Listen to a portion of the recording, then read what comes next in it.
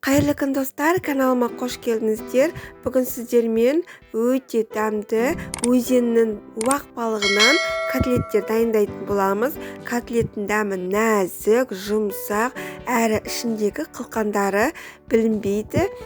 Жұп-жұмсақ дәмді котлеттер шығады.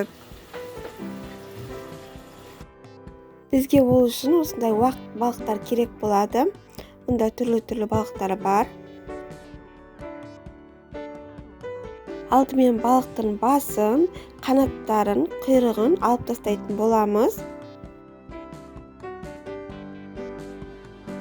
Міне балықты осылай жоғарғы жағынан кесіп, екіге бөліп, үлкен қылқандарын алып тастайтын боламыз ортасындағы.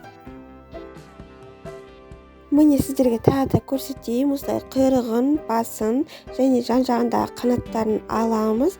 Және осылай жоғарғы жағынан кесіп, ортасындағы үлкен қылқандарын алып тастайтын боламыз. Уақ қылқандары қала берсін, ештеме етпейді.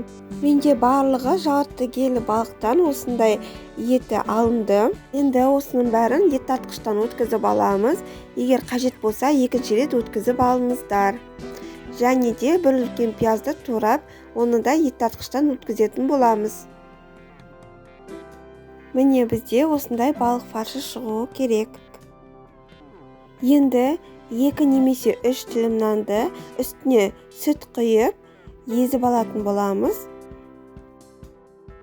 Енді балықтың фаршына езілген нанымызды салатын боламыз. Нан мен фаршымызды араластырамыз. Менің балығым алдын ала тұздалып тұрғандықтан тұз салмадым.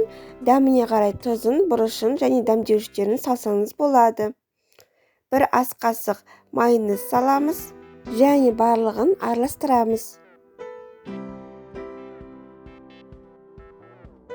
Енді осы үстіне 1 жұмыртқа салып, тағы да араластырамыз. Бәрі біркелкі араласуы керек. Бізге осындай кепкен нан ұнтағы керек болады. Ұнтақты ыдысымызға саламыз.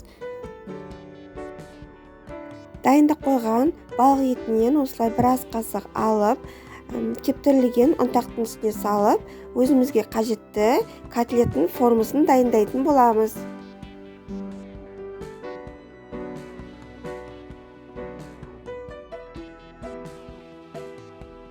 Мен котлеттерімді осылай жасап алып, тақтайшаның үстіне қойып қойдым. Енді алдын ала қызып тұрған майынымызға котлеттерімізді бір-бірлеп салып, шамамен 5 минуттай жай отта пісіріп алатын боламыз. Бір жағы қызарғанда екінші жағына ауыстырамыз. Міне достар, балық котлеті дайын, екі жағында қызартып, жақсылап пісіріп аламыз. Түсі алтын түстес, өте дәмді, сырты қытырлақ, іші жұп-жұмсақ, нәзік болып келеді. Сіздің отбасыңызға ұнайтынына сенімдімін.